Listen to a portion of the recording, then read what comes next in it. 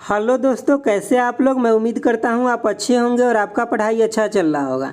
चलिए आज के इस वीडियो में हम लोग बात करेंगे DFCCIL के लिए जनरल साइंस का आपका ये टेस्ट नंबर 4 है। अगर इससे पहले का आप नहीं देखे तो आपको प्लेलिस्ट में मिल जाएगा, देख लीजिएगा।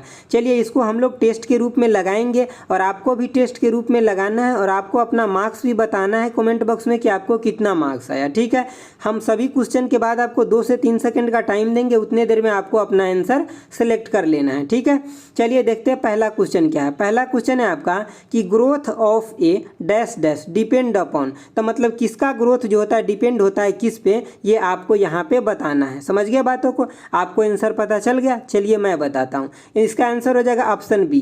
देखिए प्लांट का जो यानी कि growth of A plant depend upon किस पे, तो मेरिस्मेटिक टिश्यू पे डिपेंड होता है। यानी कि पौधा का जो मतलब विकास जो होता है किस पे डिपेंड होता है, तो विभाज्य उत्तक जो होता है उस पर डिपेंड होता है, क्योंकि जो नया नया जो उत्तक निकलता है पौधे में से उसी पर उसका जो ग्रोथ होता है वो डिपेंड होता है। चलिए हम लोग एक लाइन अच्छे से सॉल्यूशन भी इसका देख लेते हैं जो आपको काफ़ी काम आएगा।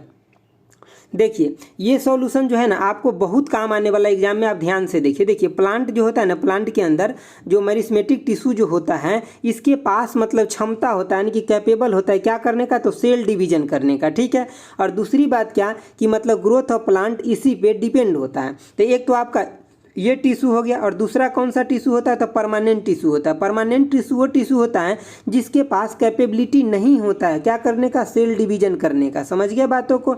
आगे चलिए एक लाइन और देख लेते हैं। देखिए जो आपका परमानेंट टिश्यू होता है ये बना होता है किस चीज़ से, तो एक या एक से अधिक सेल से बना होता है। ठीक है, तो इसको हम और क्या कहते हैं तो it is called complex tissue. इसी को हम क्या बोलते हैं, कॉम्प्लेक्स टिश्यू भी बोलते हैं। समझ गए बातों को। और ये हम कॉम्प्लेक्स टिश्यू आपको इसलिए बताए हैं क्योंकि ये एग्जाम में पूछा जा चुका है। क्योंकि जो मतलब आपका जो जाइलम होता है और फ्लोएम होता है किस में आता है, तो ये आता है आपका परमानेंट कॉम्प्लेक्स टिश्यू, यानी कि कॉम्प्लेक्स परमानेंट टिश्यू के अंतर ही आता है कौन, तो मतलब इसी के अंदर आता है आपका जाइलम और फ्लोएम। और जाइलम का काम क्या होता है, तो पौधों को नीचे से लेकर के और ऊपर तक जल को पहुंचाना। और फ्लोएम का क्या काम होता है कि जब जो कार्बो मतलब जो भी चीज मतलब खाना बन गया, फूड तैयार हो गया, उसको पूरे पौधे के अंदर लेकर के जाना। समझ गए बातों को। तो इतना बात आपको यहाँ याद रखना है। ये जो लाइन है ये बहुत ज़्यादा इंपॉर्टेंट है कि जाइलम और फ्लोएम किसका पार्ट है, तो कॉम्प्लेक्स परमानेंट टिश्यू का पार्ट है। ठीक है, चलिए देखते हैं अगला क्वेश्चन। देखिए आपका 2 नंबर क्वेश्चन है। क्या है 2 नंबर क्वेश्चन, देखिए कह रहा है कि study of liver and disorder is known as, तो हम इसको क्या बोलते हैं, जो स्टडी होता है मतलब स्टडी करते हैं या अध्ययन करते हैं किसका, तो लीवर का और इसके डिसऑर्डर का, तो हम उसको क्या बोलते हैं, इसको बोलते हैं हम ऑप्शन सी हो जाएगा आपका हेपेटोलॉजी होता है। ठीक है, चलिए हम यहाँ पे जितना भी लिखा गया ये सब इंपॉर्टेंट है, हम सब के बारे में एक लाइन सोल्यूशन देख लेते हैं, आपके एग्जाम में काम आएगा। देखिए पहली बात क्या है कि यहाँ पे देखिए हेपेटोलॉजी जो है इस ये क्या है, तो एक मतलब मेडिसिन का मतलब एक ब्रांच है, मतलब एक साइंस का ब्रांच है। इसके अंदर हम क्या स्टडी करते हैं, तो लीवर का स्टडी करते हैं। उसके बाद जो गाल ब्लैडर होता है बॉडी के अंदर उसका भी मतलब स्टडी करते हैं। उसके बाद पैन क्रिया का भी स्टडी करते हैं। इस सब का स्टडी भी करते हैं और इसको मैनेजमेंट भी करते हैं कि किसी भी तरह का डिसऑर्डर उसमें ना हो। समझ गए बातों को, मतलब वो जैसा मतलब वे में नेचुरल होता है उसा वैसे वे में वो अरेंज रहे। समझ गए बातों को, तो मैनेजमेंट ऑफ देयर डिसऑर्डर को भी इसी में स्टडी करते हैं। दूसरा बात क्या है कि अगर हम यहाँ पे फाइकोलॉजी का बात करें तो इसमें किसका स्टडी होता है, तो अलगी का स्टडी होता है, जिसको हम हिंदी में शैवाल बोलते हैं। अब देखिए यहाँ पे सौरोलॉजी में हम किसका स्टडी करते हैं, तो लिजार्ड का यानी कि छिपकली का स्टडी करते हैं। और जब यहाँ पे थोड़ा सा चेंज हो जाएगा, सेरोलॉजी हो जाएगा, तो किसका इसमें, तो इसमें हम ब्लड सेरम का स्टडी करते हैं। ठीक है, जो सेरोलॉजी होता है इसमें किसका स्टडी करते हैं, तो ब्लड सेरम का करते हैं। ये सब बात तो आपको याद रखना है अच्छे से। देखिए सिर्फ आंसर से आपको फायदा नहीं होने वाला है दोस्तों, जब तक इन सब चीज़ों को आप अच्छे से नहीं देखिएगा तब तक आपका कैसे बेड़ा पार लेगा। कंपटीशन हम आपको बता ही दिए कितना ज़्यादा है। ठीक है, चलिए देखिए आपका तीसरा नंबर क्वेश्चन क्या है। इस क्वेश्चन को आप एकदम अच्छे से सीखिए, बहुत ज़्यादा यूजफुल क्वेश्चन है। देखिए क्या कह रहा है कि the echo receive a sonar attach to a ship receive echo from the bottom of sea, कितने देर में, तो 4 सेकेंड में रिसीव करता है। After the ultrasonic wave sent into the sea if the speed of sound in water, अगर मतलब जो साउंड का स्पीड है वाटर में दिया है कितना, तो 1500 metre per second, then what is the depth of the sea, कह रहा है कि जैसे कि पानी के ऊपर कोई भी यहाँ पे शिप होता है, ये चल रहा है, ठीक है। अब यहाँ से अल्ट्रासोनिक मतलब यहाँ से साउंड मतलब अल्ट्रासोनिक वेव को छोड़ा गया, अब ये नीचे आएगा तो टकरा करके वापस जाएगा, तो ये बता रहा है कि 4 सेकंड में ही वापस चला गया टकरा के, और इसका जो साउंड का वेव है ये भी दे दिया आपको पानी के अंदर, तो पूछ रहा है इसका डेप्थ कितना है। इस क्वेश्चन को हम आपको बहुत बेहतरीन तरीके से समझाएंगे। देखिए अगर आपको पहले से समझ में आया हुआ है तो ठीक है, नहीं तो यहाँ पे आपको इतने अच्छे से समझ में आ जाएगा कि और कहीं से समझने की जरूरत ही नहीं होगा। देखिए सबसे पहले बात, अब सोनार का फुल फॉर्म भी पूछा जाता है, और सोनार का नहीं पूछा जाता है तो ऐसे पूछ लिया था, सोनार आपको दे देगा और एक का पूछ लेगा कि ए का क्या होगा, ठीक है, और इसके मतलब 4 गो ऑप्शन दे देगा वैरायटी करके, तो आपको पूरा फुल फॉर्म भी याद रखना है। देखिए इसका क्या होता है कि साउंड नेविगेशन एंड रेंजिंग होता है इसका फुल फॉर्म, जैसे किसी एक का भी पूछ सकता है, पूरा का भी पूछ सकता है, तो आपको इसको याद रखना है, ठीक है। जैसे साउंड नेविगेशन एंड रेंजिंग होता है, ये वर्क किस बेसिस पे करता है, तो इसका प्रिंसिपल क्या होता है, तो इको पे ये वर्क करता है, मतलब रिफ्लेक्शन ऑफ साउंड पे ये वर्क करता है, ठीक है। अगला देखिए अल्ट्रासोनिक साउंड जो होता है इसका फ्रीक्वेंसी कितना होता है, तो इसका होता है 20,000 हर्ट्ज से ज़्यादा होता है या 20 किलो हर्ट्ज लिख लीजिए। चलिए अब तो ये हो गया आपका नॉर्मल बात। यहाँ पे देखिए ये जो आप देख रहे हैं, जो आपको यहाँ पे दिखाई दे रहा है एक सीप है, ठीक है, तो ये सीप है कहाँ चल रहा है, तो पानी के ऊपर, बॉटम मतलब पानी के टॉप लेवल पे होता है। अब ये जो मतलब यहाँ से जो भी रे जो भेजा जाता है, ट्रांसमिट किया जाता है, ये ट्रांसमिट जो किया जा रहा है रे, तो ये कहाँ से टकरा कर वापस होगा, तो मतलब सी के बॉटम से, तो देखिए यहाँ पे बॉटम पे टकराया, इसके बाद वापस हो गया। जब वापस होता है तो किसके द्वारा इसको रिसीव किया जाता है, तो रिसीवर के द्वारा इसको रिसीव किया जाता है, ठीक है। और ये कौन सा रे है, तो रिफ्लेक्टेड साउंड वेव है, समझ गए बातों को, और यहाँ सी ऑफ बॉटम है। तो अब देखिए अब आपसे पूछा क्या जा रहा है ना कि ये जो डेप्थ होगा कितना होगा, ये डेप्थ, तो हम मान लेते ये डेप्थ कितना x है, समझ गए बातों को। अब देखिए आए और गया, मतलब आया और गया दोनों काम किया, तो दोनों के लिए कितना टाइम है, तो दोनों के लिए 4 सेकंड टाइम है, और डिस्टेंस कितना कवर किया, तो x इधर और x इधर, दोनों साइड x तो मतलब 2x हो गया। तो आपको पता है क्या v इक्वल टू कितना होता है, d बटा में t होता है, मतलब आपको v दिया है, मतलब वेलोसिटी आपका दिया है, मतलब स्पीड दिया है आपको 1500 इक्वल टू में क्या होता है, तो 2x बटे में 4 हो जाएगा, क्योंकि यहाँ 2x क्या हो गया, डिस्टेंस हो गया, और यहाँ पे टाइम क्या हो जाएगा, तो मतलब 4 सेकंड हो गया। तो यहाँ से आप x निकाल लीजिए, यही x आप जब यहाँ से निकाल लीजिएगा ऐसे, तो कितना हो जाएगा आपका 3000 मीटर आ जाएगा, समझ गए बातों को। तो ये चीज़ें आपको ऐसे निकाला जाता है, इसमें कन्फ्यूज मत कीजिएगा कि 3000 के साथ साथ आपका ऑप्शन में 6000 भी दिया रहेगा, तो डायरेक्ट आप डिस्टेंस मान लीजिए बिना समझे हुए, तो आपको 6000 ऑप्शन में आ जाएगा और गलत हो जाएगा आंसर, तो आपको एकदम बारीकी से करना है इसको। चलिए अगला देखते हैं। देखिए आपका 4 नंबर क्वेश्चन क्या कर रहा है, 4 नंबर क्वेश्चन कर रहा है कि which element was discover on the sun before it was found on the earth, मतलब अर्थ से पहले सन में डिस्कवर किया गया था, कौन से एलिमेंट को किया गया था, ये आपसे पूछा जा रहा है। तो देखिए आपको आंसर हो जाएगा इसमें हीलियम, हीलियम का जो डिस्कवर किया गया ये कब किया, मतलब जैसे कि पहले सन में किया गया, बाद में कहाँ पे किया गया, तो अर्थ पे किया गया। चलिए हम इसके बारे में एक लाइन अगर कुछ हो तो हम देख लेते हैं। देखिए सबसे पहले बात क्या है कि हीलियम को सबसे पहले डिस्कवर कहाँ किया गया, तो फर्स्टली इसको सन में डिस्कवर किया गया, बाद में ये अर्थ के प्लानेट पे हुआ। अब देखिए जो मतलब पूरे यूनिवर्स की अगर हम बात करें तो सबसे ज़्यादा मतलब सेकेंड नंबर पे जो मतलब ज़्यादा है वो कौन सा एलिमेंट है, तो हीलियम ही है सेकेंड नंबर पे। अब फर्स्ट नंबर पे कौन है ये आपको बताना है, कहाँ, अर्थ पे नहीं पूछ रहे हम, यूनिवर्स में पूछ रहे हैं कि पूरे यूनिवर्स में हम आपको क्या बताएं, सेकेंड नंबर पे हीलियम है। तो फर्स्ट नंबर पे पूरे यूनिवर्स में सबसे ज़्यादा कौन सा एलिमेंट है आपको कमेंट बॉक्स में बताना है। चलिए आगे देखिए, आगे आपका 5वां नंबर क्वेश्चन हो जाएगा। देखिए 5वां नंबर क्वेश्चन क्या है, 5वां नंबर क्वेश्चन है कि लिक्विफाइड पेट्रोलियम गैस कंसिस्ट, तो इसके अंदर क्या क्या होता है, तो इसके अंदर होता है आपका प्रोपेन होता है और ब्यूटेन होता है। क्या होता है लिक्विफाइड पेट्रोलियम जो गैस होता है उसके अंदर जो एलपीजी होता है, आपके घर में खाना बनता है उसमें क्या होता है, प्रोपेन और ब्यूटेन होता है, और भी सारा चीज़ होता है तो वो बहुत कम मात्रा में होता है, लेकिन प्रोपेन और ब्यूटेन जो होता है ये मतलब मेजर मात्रा में होता है। देखिए अब यहाँ पे आपको सीखने वाली बात क्या है, इसको देखिए।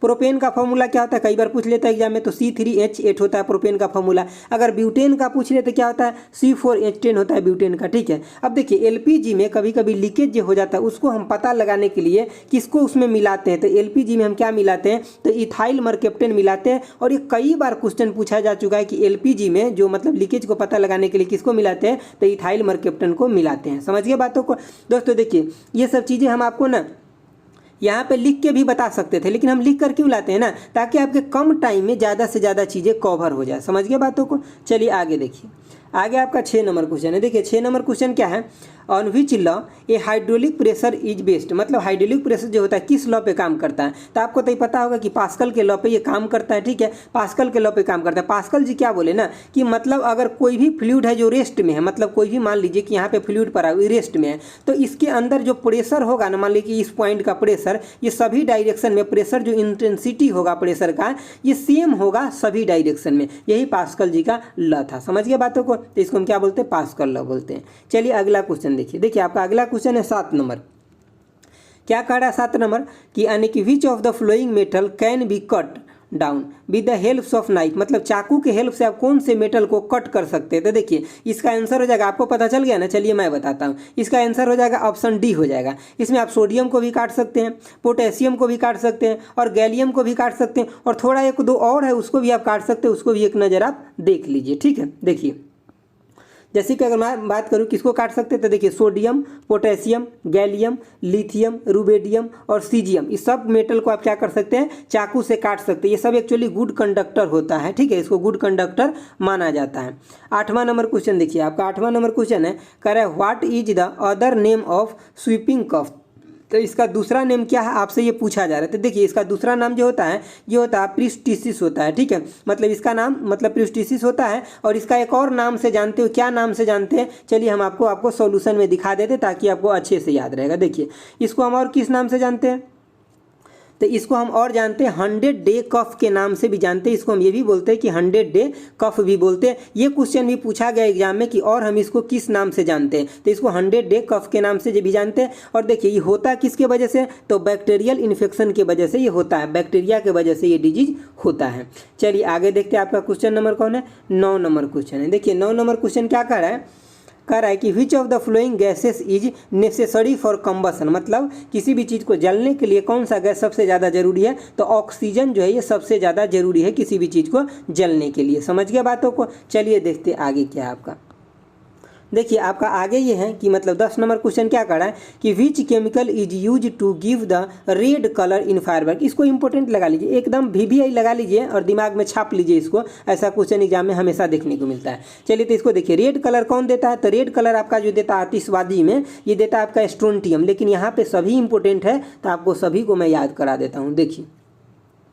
देखिए सबसे पहली बात है, अगर आपसे रेड कलर पूछ ले आतिशबाजी में कौन देता है, तो आपको रेड कलर देता है स्ट्रोंटियम के द्वारा रेड कलर। अगर ऑरेंज कलर पूछ ले तो कौन, तो कैल्शियम। देखिए आपको ये पूरा का पूरा अगर याद नहीं हुआ ना, तो सिर्फ इस चीज़ों को याद है ना तभी भी आपका काम बन जाएगा, लेकिन अगर आप पूरा याद रख सकते हैं तो बेस्ट है। देखिए अगर ऑरेंज कलर की बात करें तो सोडियम क्लोराइड, येलो कलर की बात करें तो सोडियम नाइट्रेट, ग्रीन कलर की बात करें तो बेरियम, और ब्लू कलर की बात करें तो ये हो जाएगा आपका कॉपर क्लोराइड हो जाएगा। आपको देखिए इसमें से अगर पूरा याद नहीं रखना चाहते तो 2 एकदम याद रखिए, एक रेड वाला और एक ग्रीन वाला। ये ना अगर ये सब मान लीजिए कि 100% रिपीट होता है तो ये दोनों अकेले ही, ये दोनों ना है ना कि 90% रिपीट होता है एग्जाम में, कि मतलब ग्रीन कलर कौन देता है तो बेरियम, और रेड कलर कौन देता है तो स्ट्रोंटियम देता है। चलिए अगर याद रख सकते तो सबको याद रखिए क्योंकि इंपॉर्टेंट सब है।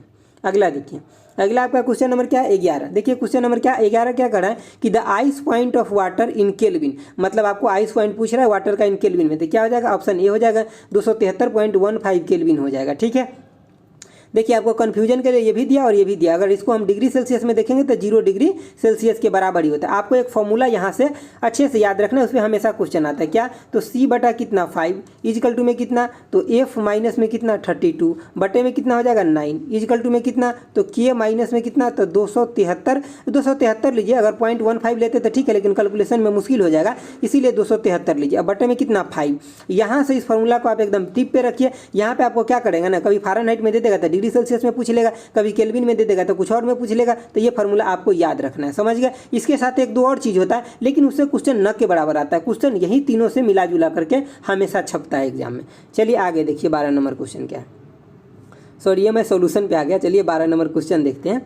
देखिए यहाँ पे 12 नंबर क्वेश्चन क्या है, देखिए 12 नंबर क्वेश्चन क्या कर रहा है कि विच ऑफ द फ्लोइंग रे आर यूज टू, मतलब क्या करने के लिए, testing of crack of building, मतलब किसी भी चीज़ के अंदर जो मतलब क्रैक हो जाता है उसको हम चेक करने के लिए कौन सा इसमें से हम रे का यूज करते हैं, ये आपको बताना है। तो आपको आंसर पता चल गया, चलिए मैं बताता हूँ। इसका आंसर हो जाएगा आपका एक्सरे का यूज करते हैं किसी लिए, तो आने की बिल्डिंग में अगर कोई क्रैक आ जाए तो उसको टेस्टिंग के लिए। और कहाँ यूज करते हैं थोड़ा सा इसके बारे में भी देख लेते हैं अच्छे से।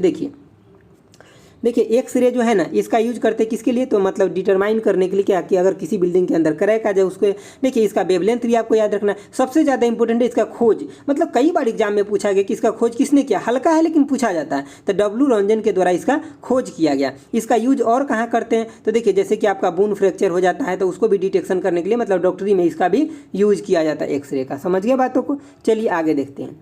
आगे है आपका 13 नंबर क्वेश्चन। 13 नंबर क्वेश्चन क्या कर रहा है कि ये ड्राई सेल कन्वर्ट, तो ड्राई सेल जो होता है किस चीज़ को किस में, किस एनर्जी को किस में कन्वर्ट करता है, आपको आंसर पता चल गया। चलिए मैं बताता हूँ। इसका आंसर हो जाएगा ऑप्शन सी, यानी कि केमिकल पोटेंशियल को इलेक्ट्रिकल में कन्वर्ट करता है। जो ड्राई सेल होता है, जैसे कि आपको पहले टॉर्च आता था उसमें देखते हैं ना बैटरी जो लगता था, तो उसमें क्या होता था, ड्राई सेल होता था, तो उसमें जो केमिकल एनर्जी होता था ना, केमिकल पोटेंशियल जो एनर्जी होता था, तो बाद में किस में कन्वर्ट होता था, इलेक्ट्रिकल एनर्जी में कन्वर्ट होता था, जिसकी वजह से टॉर्च के अंदर छोटा सा जो बल्ब लगा रहता था वो जलता था। समझ गए बातों को। चलिए आगे देखते हैं।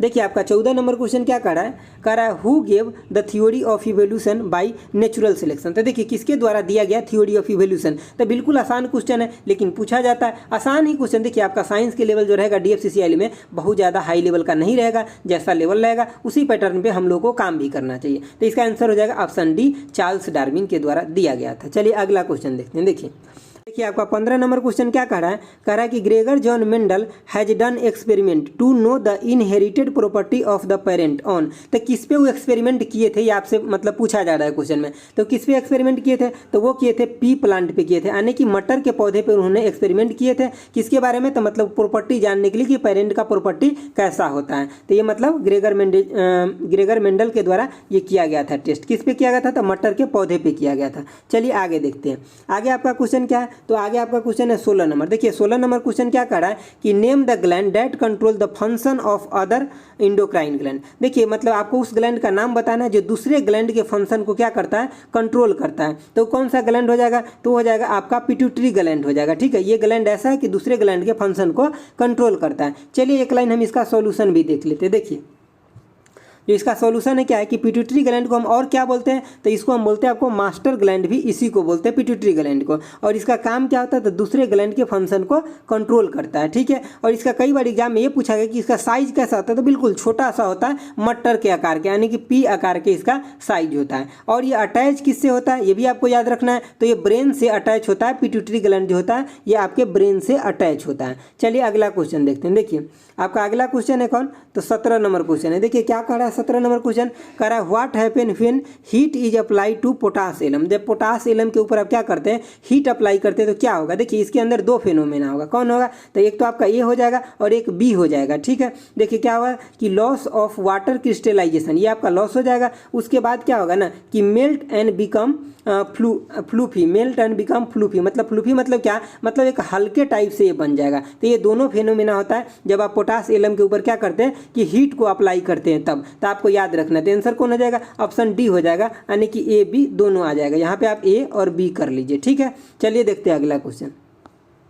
देखिए आपका अगला क्वेश्चन है 18 नंबर। 18 नंबर क्वेश्चन क्या कर रहा है कि what is the colour of the light emitted by the sun, मतलब सन के द्वारा कैसा लाइट को मतलब प्रोड्यूस किया जाता है या इमिट किया जाता है। तो देखिए ये क्या आता है, आपका व्हाइट लाइट वहाँ से आता है। लेकिन देखिए जब इसको प्रिज्म के अंदर आप देखते हैं तो क्या होता है, 7 प्रकार में टूट जाता है। थोड़ा आप अच्छे से इसका सोल्यूशन देख लीजिए, आपको काम आएगा। देखिए पहली बात क्या है कि देखिए मतलब जो सन से लाइट आता है कैसा, व्हाइट लाइट आता है। जब लेकिन ये व्हाइट लाइट अब क्या करते हैं, जब किसी भी आप प्रिज्म के अंदर देखते हैं तो ये 7 प्रकार में टूट जाता है। इस टूटने के घटना को क्या कहते हैं ना, ये भी एग्जाम में पूछा जाता है। तो इसको हम डिस्पर्सन या वर्ण विक्षेपण कहते हैं। समझ गए। अब ये 7 लाइट कौन होता है, तो देखिए इसको आप रॉयजी वीव करके याद रखिए। या तो देखिए रेड पहले मतलब, या तो अगर पूरा आप याद नहीं रखना चाहते हैं तो ये याद रखिए, रेड और वायलेट को आप याद रखिए। हालांकि आप लोग को पूरा याद भी होगा, ये सब कॉमन बात है। देखिए इसमें एनर्जी का अगर फार्मूला पूछ ले आपके कौन से मतलब लाइट के पास या कौन सा कलर के पास कितना एनर्जी होगा, तो आपको HC में लेमडा लगा देना है। मतलब HC और यहाँ पे कांस्टेंट हो जाएगा, लेकिन आपको लेमडा को क्या करना है ना, लेमडा के ऊपर ये एनर्जी रेगुलेट करेगा।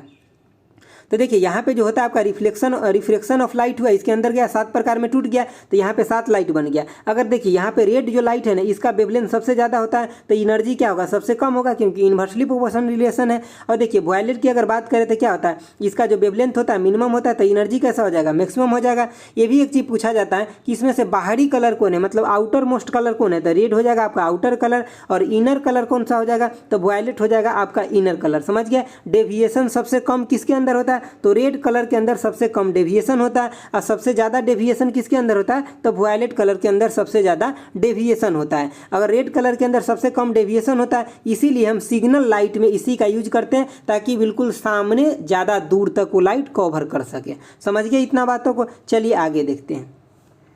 देखिए आपका आगे क्या है, 19 नंबर क्वेश्चन। 19 नंबर क्वेश्चन क्या कर रहा है, एक सेकेंड रुक जाइए। 19 नंबर आपका क्वेश्चन कर रहा है, देखिए एक सेकेंड वेट कीजिए। देखिए 19 नंबर आपका क्वेश्चन है कि which among the following statement are correct regarding plant cell and animal cell, मतलब प्लांट सेल और एनिमल सेल के रिगार्डिंग कौन सा इसमें से करेक्ट है आपको बताना है। तो देखिए आपको ऑप्शन जो यहाँ पे दिख रहा होगा, यानी कि ऑप्शन बी जो दिख रहा है, क्या है इसमें देखिए कि यानी कि cell wall present in plant cell. तो देखिए प्लांट सेल के अंदर क्या होता है, सेल वाल प्रेजेंट होता है, बिल्कुल सही है, लेकिन यहाँ अब्सेंट होता है किसमें, एनिमल सेल में ये चीज़ें अब्सेंट होता है। तो यही आपका क्या हो जाएगा, करेक्ट आंसर हो जाएगा। मतलब सेल वाल किसमें प्रेजेंट होता है, तो जो सेल वाल होता है ये आपका प्लांट सेल में प्रेजेंट होता है, जबकि एनिमल सेल में क्या होता है, अब्सेंट होता है। चलिए आगे देखते हैं।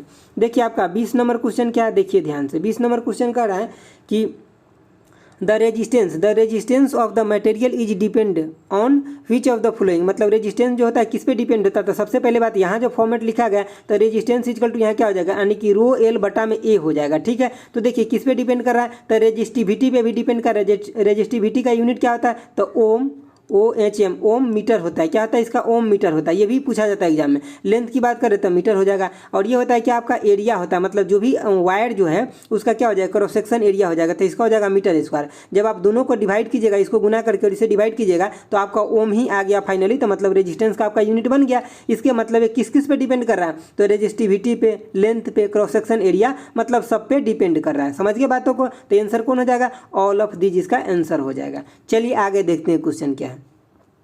आगे आपका क्वेश्चन है 21 नंबर। 21 नंबर क्वेश्चन क्या हो जाएगा, देखिए क्या कह रहा है कि which of these medical instrument usually has metal needle attach to it, मतलब कौन सा ऐसा इंस्ट्रूमेंट है मेडिकल में जिसके साथ क्या होता है कि एक मेटल नीडल जो होता है अटैच होता है। तो ये तो आपका पता ही है कि सिरिंज के साथ ये चीज़ें अटैच होता है। ठीक है, जो मेडिकल इंस्ट्रूमेंट है इसके साथ अटैच होता है। चलिए आगे देखते हैं आपका 22 नंबर क्वेश्चन क्या है। देखिए आपका 22 नंबर क्वेश्चन है कि what is the process by which A solid convert into gas. देखिए मैं जो अभी फिजिक्स का जो मतलब रिवीजन करा रहा हूँ फॉर्मूला का, उसको आप लोग जरूर देखिए, जो साइंस और मैथ का है। अगर आपको हिंदी समझ में आता है तो आपके लिए बहुत बेस्ट है। आप ये ना समझिए कि हमारे लिए वो नहीं है, आपके लिए बहुत ज़्यादा इंपॉर्टेंट है। जितना लेवल आपका साइंस का आता है ना, सिर्फ उस रिवीजन क्लास से ना आपको 20 से 25% चीज़ों आपको सीधे सीधे एग्जाम में देखने के लिए मिलेगा। आपको 2-3 घंटा लगेगा, पूरा को रिवीजन अच्छे से कर लीजिए, आपको काम आएगा। ये सब चीज़ वहीं से तो है क्वेश्चन है। देखिए क्या कर रहा है कि किस में कन्वर्ट होता है, सॉलिड से गैस में कन्वर्ट होता है। तो इसको क्या बोलते हैं, सब्लिमेशन बोलते हैं। लेकिन सबको हम एक लाइन है थोड़ा सा देख लेते हैं 1 सेकेंड के अंदर। देखिए पहली बात आपको यहाँ पे क्या है, देखिए इसको सब्लिमेशन में क्या होता है, सब्लिमेशन में होता है आपका सॉलिड से गैस में कन्वर्ट हो जाता है, उसको सब्लिमेशन बोलते हैं। डिपोजिशन में क्या होता है कि ये गैस से सॉलिड में कन्वर्ट हो जाता है। लेकिन वेपोराइजेशन में क्या होता है, लिक्विड से गैस में हो जाता है। और फ्रीजिंग की बात करें तो आपके फ्रिज के अंदर होता है ये चीज़ें, लिक्विड से सॉलिड में बन जाता है। समझ गए बातों को। चलिए आगे देखिए, आगे जो है आपका 23 नंबर क्वेश्चन क्या कर रहा है। 23 नंबर क्वेश्चन कि which of the following can undergo sublimation. Sublimation के अंदर इसमें से कौन सा एलिमेंट है या पदार्थ है वो चला जाता है। तो देखिए इसका आंसर हो जाएगा आपका अमोनियम क्लोराइड जो है ये सब्लिमेशन के अंदर जाता है। ठीक है, हम आपको बता ही दिए कि सब्लिमेशन में क्या होता है कि सॉलिड से डायरेक्ट किसमें जाता है, तो गैस के अंदर चला जाता है। समझ गए बातों को। चलिए आगे देखते हैं 24 नंबर क्वेश्चन। देखिए 24 नंबर क्वेश्चन क्या कर रहा है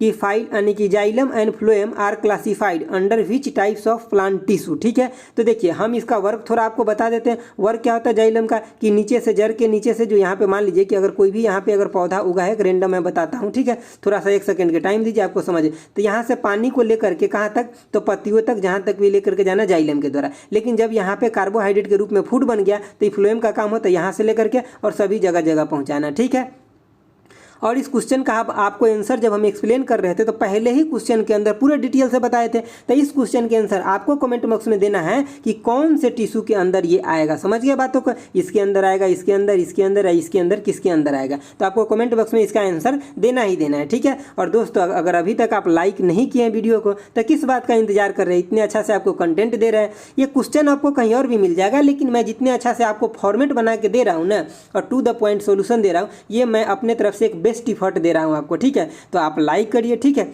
और शेयर जरूर करिए, शेयर करिएगा अपने दोस्तों के साथ, अपने स्टडी ग्रुप में शेयर कीजिए, जिससे ज़्यादा से ज़्यादा लोग हमारे साथ जुड़ सकेंगे, तो हम आपको और अच्छे से सोल्यूशन प्रोवाइड कर सकेंगे। मुझे भी थोड़ा सा खुशी होगा, ठीक है। समझ गए बातों को? तो चलिए आज के लिए इतना ही रखते हैं। Thanks for watching. Okay bye. जय हिंद दोस्तों।